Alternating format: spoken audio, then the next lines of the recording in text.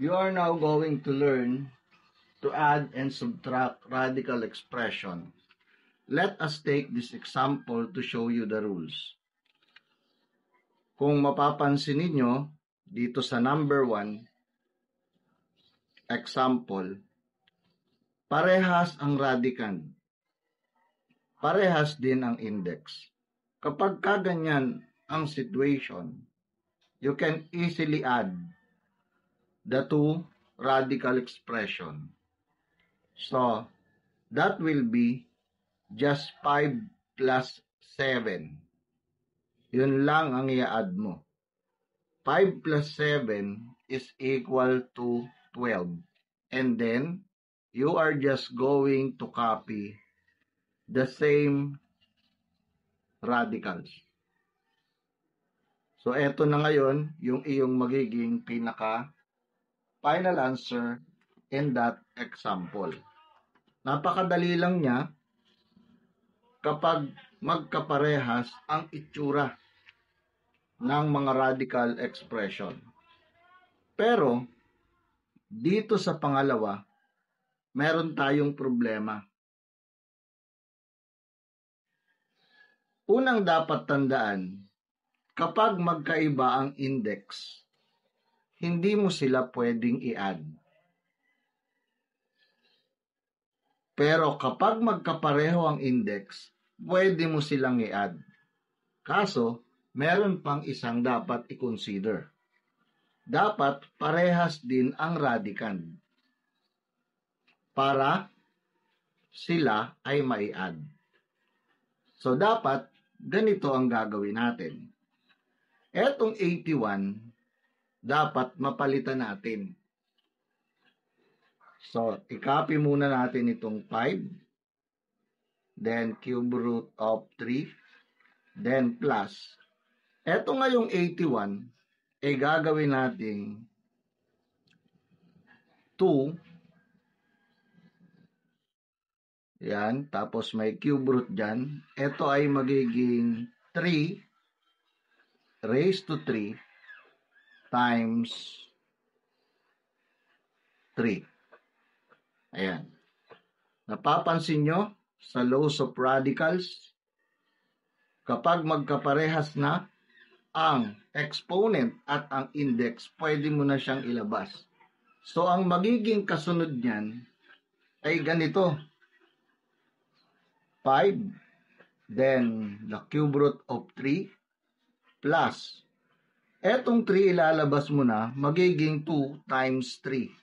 Kasi nailabas mo na. And then, ang matitira sa loob ay 3. Ayan. So, na-apply natin dito, yung ating laws of radical.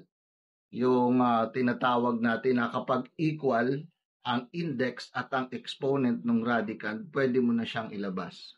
So, from this point of our process, kung itutuloy natin, magiging ganito na siya. 5 and then cube root of 3 plus 2 times 3 is equal to 6. And then, magkakaroon na tayo ngayon dito ng cube root of 3. Kung napapansin niyo, parehas na sila ngayon after na magawa natin yung process na yan.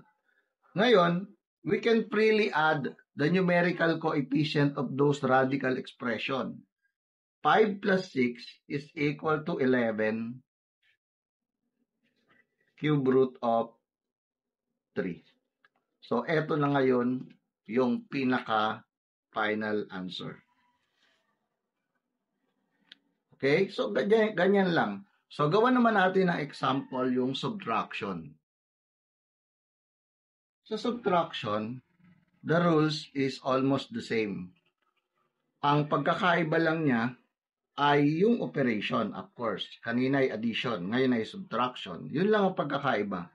Pero ang rules niya, tignan din natin muna uli kung magkaparehas ba ang kanilang mga radical expression. Okay, parehas ang kanilang index. So, pwede siyang i-add agad dahil parehas din yung kanilang mga radicand. So, ang sagot dyan agad is 7 minus 2 is equal to 5. Then, just copy the common radical expression. Ayan. Yun na agad yung kanyang final answer. Mabilis lang kapag parehas ang kanilang mga radical expression. Diba? Parehas. Ayan o. Parehas yung mga radicals niya. Parehas ang index, parehas din ang radicand. Now, dito ngayon sa number 4, although parehas ang kanilang index, let me to say, pwede silang i-add. Pero kailangan ayusin natin yung kanilang mga radicand. Dapat maging magkaparehas ang radicand. So, ganito naman ang gagawin natin dyan. So, magiging ganito siya. Yung 8 ay papalitan natin ng 2 raised to 2 times 2. Then, minus square root of 2. Bakit nagkaganon ito? Hindi ba? Ang 2 raised to 2 is equal to 4. Then, 4 times 2 is equal to 8. So, itong radicand na yan, yan ang katumbas nitong 8. Then, i-apply natin ngayon yung laws of radical na kapag magkaparehas ang exponent at ang index, pwede mo na siyang ilabas. So, 3, and then ilabas natin yung 2, ang may iwan sa loob ay square root of 2. Then, minus a square root of 2. So, pag ganyan na ang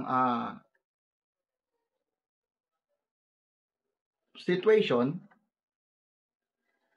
naiayos na natin, parehas na, ito na lang ngayon ang gagawin natin muna. Simplify natin to, that is 3 times 2, so 6. Then, square root of 2 minus square root of 2. Okay? So, always remember, meron tayong invisible 1 dito, yan numerical coefficient. Hindi na lang kasi yan sinusulat. No? Huwag magkakamali sa ganyan. Iba kasi, pag wala nakikita, so, hindi nila natatandaan. Ayan. So, to visualize, nilagyan ko ng 1. Naka-red yan. Pero, no need to write actually. By identity, the property of multiplication, talagang may 1 yan dyan. Di ba? Kasi, any number, any quantity na i-multiply mo sa 1, the value is just the same. Bawa, 1 times square root of 2 is square root of 2. Okay? So, now, parehas na sila. Gagawin mo na lang is 6 minus 1, and that is equal to 5 square root of 2. So, yan na ang pinaka-final answer mo. Okay? Lagi lang nating tatandaan. Kung gusto mo na sa matay humusay, practice. Laging pagpa-practice ang kailangan.